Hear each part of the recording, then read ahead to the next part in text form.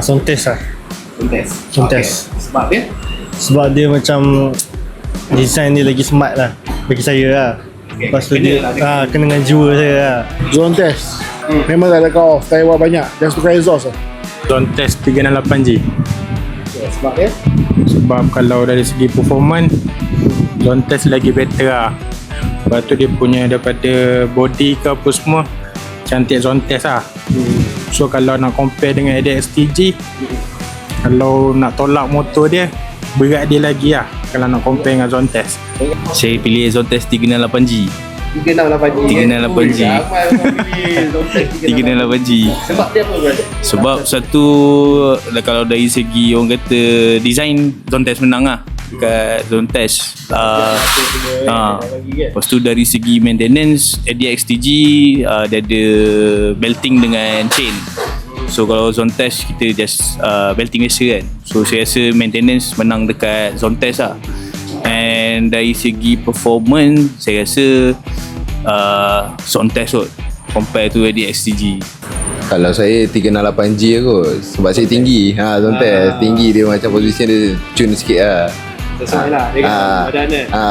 Okay, kalau saya honestly akan ambil ADX-TG lah. Sebab dia, kalau kita tengok dia macam XADV lah.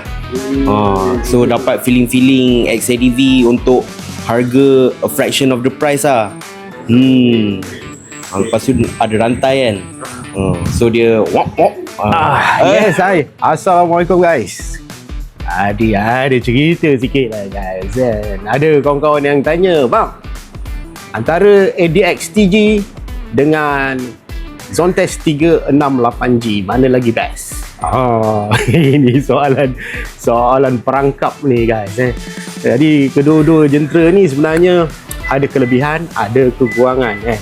Susah nak jawab sebenarnya kan. Masing-masing bergantung pada minat lah. Tapi macam mana pun kita cuba bagi clarify apa yang aku boleh bagi tahu lah kan. Kedua-dua jentera ni sebenarnya datang dengan spek yang berbeza. And kalau kita tengok Zontes 368G datang dengan ADV look dan mempunyai enjin berkonsepkan skuter biasa lah, skuter dengan drive CVT kan, standard.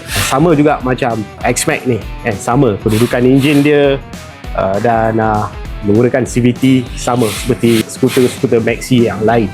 Dan kalau kita tengok S1M ADX-TG, dia datang dengan drive chain dan kedudukan enjin dia pun berbeza. Dan kedudukan enjin dia berada di bahagian hadapan, dan dari segi tunggangan dia memang terasa ada different.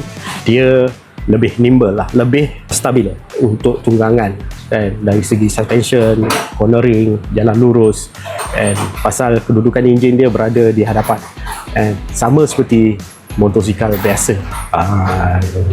Dari segi lain-lain tu memang kita tahu Zontes datang dengan aksesoris yang cukup lengkap.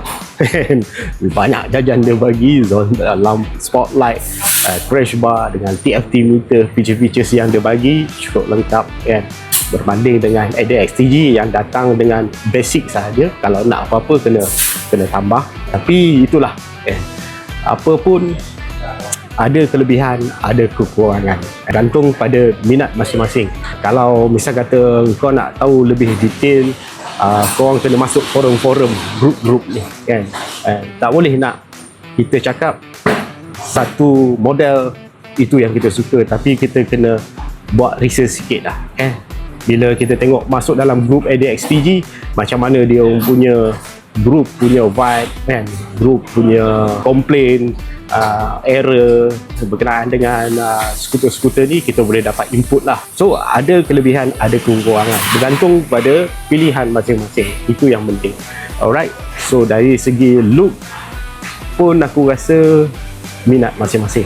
Ada yang suka nampak simple, nak lebih pada stabil menggunakan drive chain kan. Dari bab servis dia ada plus minus lah, wear and tear tu biasa lah kan, plus minus. Dari segi cost tu kita kena study dulu sikit lah kan, bab-bab engine dia karakter dia, wear and tear dia macam mana. Alright, semoga video ni bermanfaat dan terima kasih korang yang menonton. Kita jumpa lagi. Assalamualaikum. Bye bye.